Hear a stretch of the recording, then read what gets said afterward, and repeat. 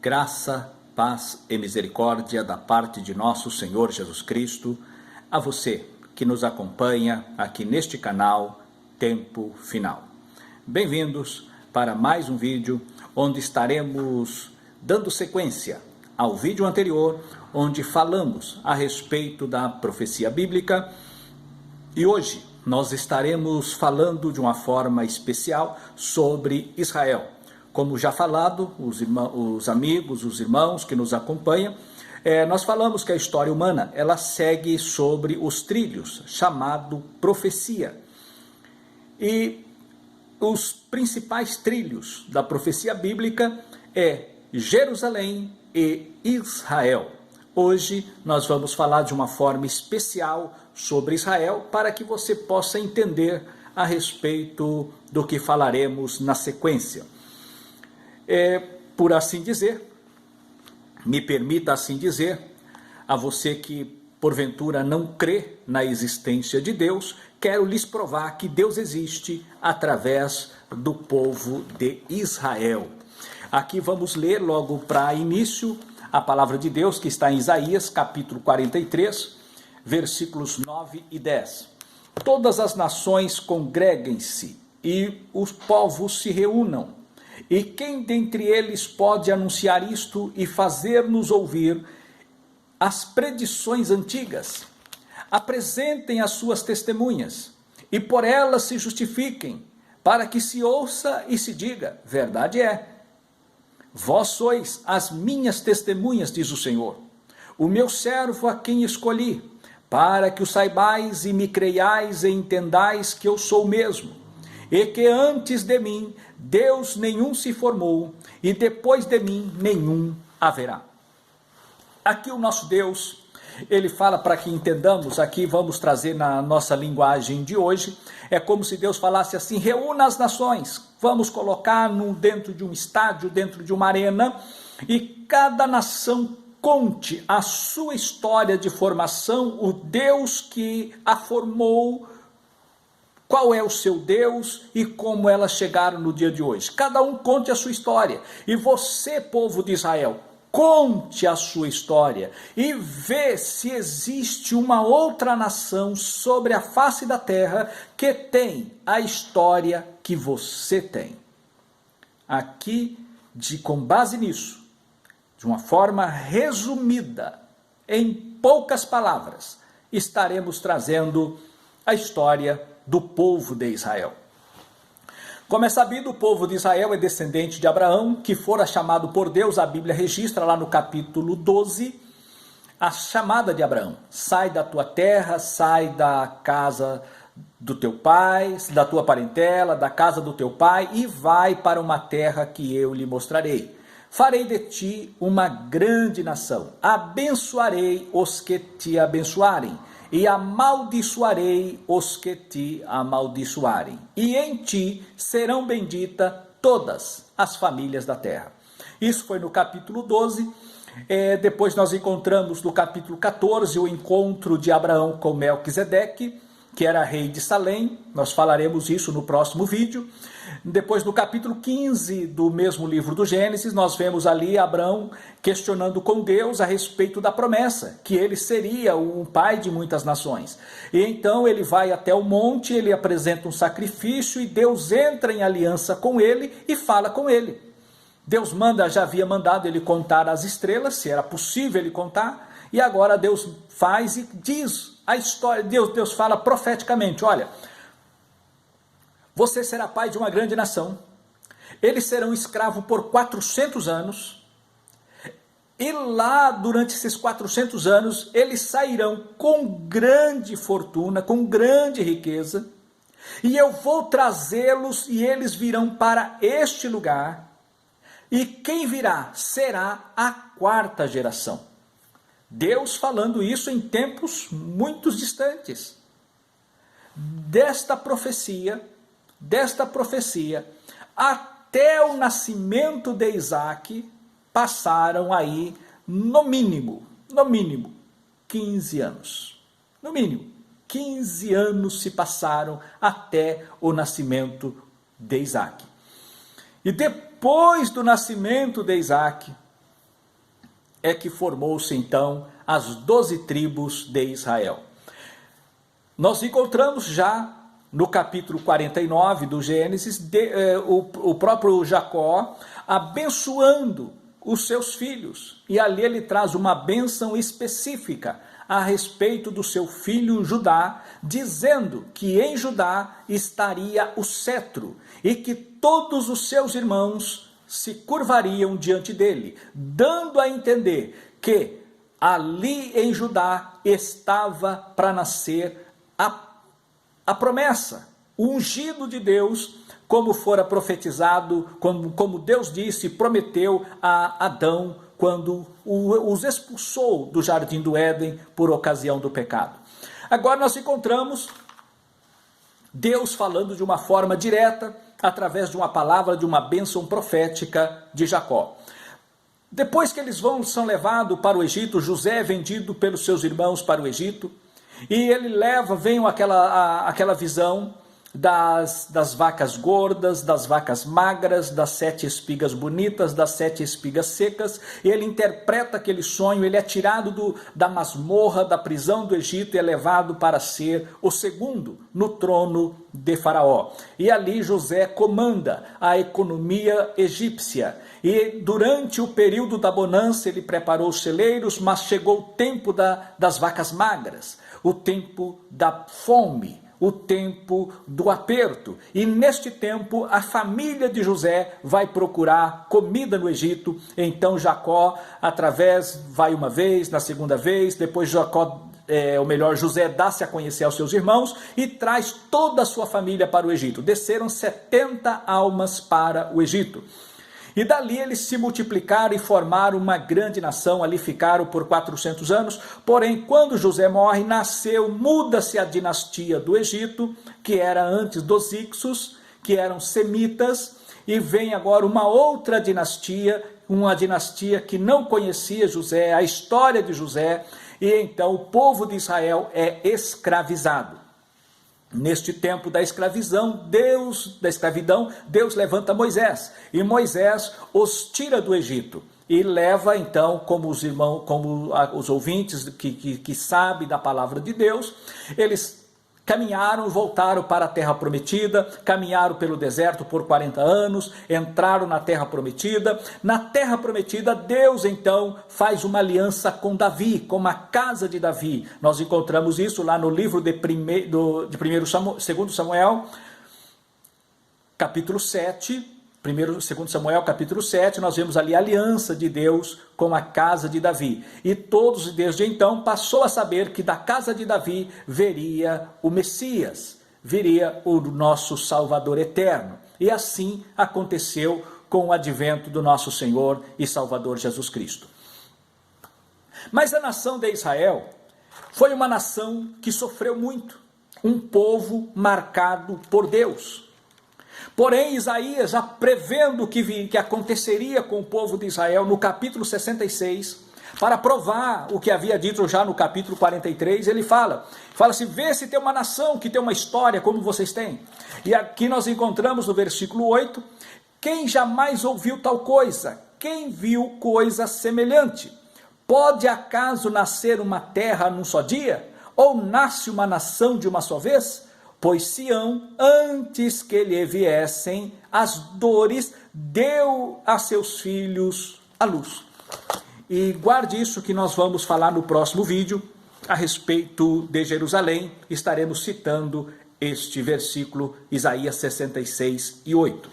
Aqui, meus amados, nós vemos uma profecia de Deus falando, através do profeta Isaías, o que viria pela frente. Israel, depois da morte de Cristo, no ano 70, o general Tito veio e destruiu a cidade de Jerusalém. E o povo de Israel foi expulso da sua terra. Ficaram mais de 1.800 anos sem ter um país. Agora pergunta-se, o que é um país? O Estado, melhor dizendo, dentro das ciências políticas. O que é o Estado? O Estado é uma nação politicamente organizada. E o que é uma nação? A nação é um povo que mantém os seus a sua língua, os seus costumes, as suas tradições e principalmente a sua crença, a sua fé, a sua religião. E o povo de Israel mantiveram estas 4 coisas durante esses mais de 1.800 anos. O hebraico não morreu, a língua não morreu, a tradição não morreu, os costumes não morreu, a religião não morreu. Eles permaneceram com isto vivo dentro de si, passando de geração para geração.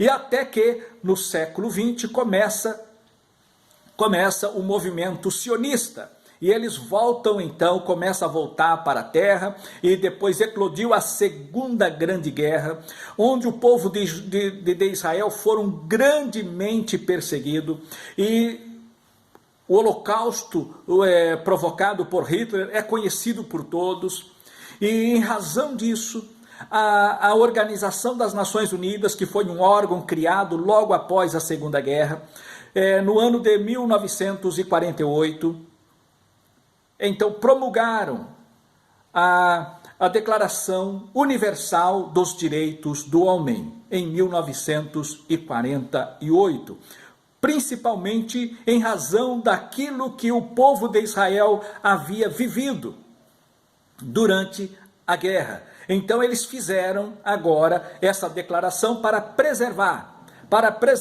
os direitos do homem, que já era uma ideia antiga, que já havia florescido no século XVIII com a Revolução Francesa.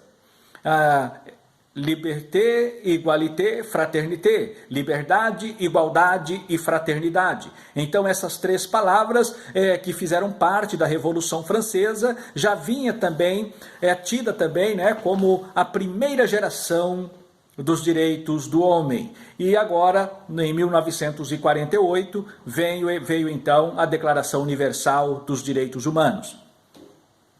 E assim, Israel veio também a aprovação para que Israel voltasse a ser uma nação. Dia 14 de maio de 1948, Israel volta a ser uma nação. Mas cumpre-se então o que está escrito aqui em Isaías no capítulo 66 e versículo 8. Pode nascer uma terra num só dia? Pois bem, Israel nasceu em 1948. Aquela nação voltou a ter a condição de Estado. Um Estado reconhecido pelas Nações Unidas. Então Israel volta a ser Estado, porque a nação não morreu. Então o povo de Israel é um povo que faz parte da história bíblica, faz parte da profecia bíblica.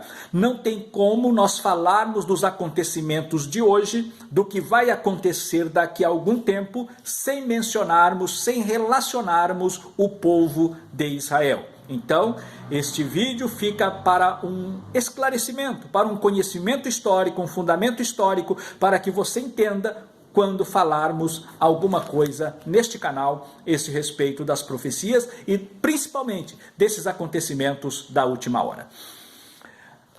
Ainda falando sobre o povo de Israel.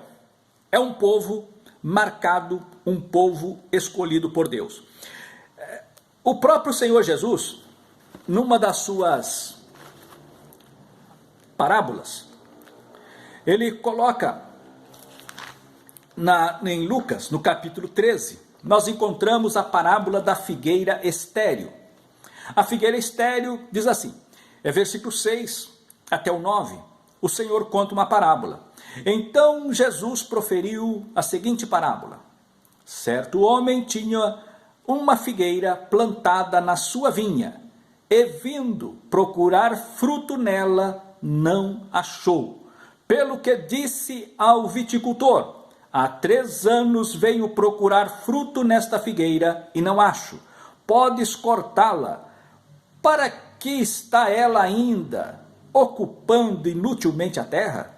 Israel estava lá ocupando a sua terra. Jesus teve 3 anos de ministério e o povo relutaram e não o receberam como o Messias. Não receberam ele como ungido. que fora profetizado lá por Jacó, fora prometido pelo próprio Deus e fora escolhido na casa de Davi. Eles não aceitaram o Senhor Jesus como seu Messias, como seu ungido. E no terceiro ano de ministério, então o Senhor Jesus ele profere esta parábola, a parábola da figueira, a figueira estéril. Aí o viticultor fala, deixe que eu escave, que eu a estere, que ainda este ano. Então se não der, mande cortar. E naquele ano o Senhor Jesus, ele foi crucificado. E o povo de Israel não produziu fruto. Então no ano 70, o povo foi arrancado da sua terra.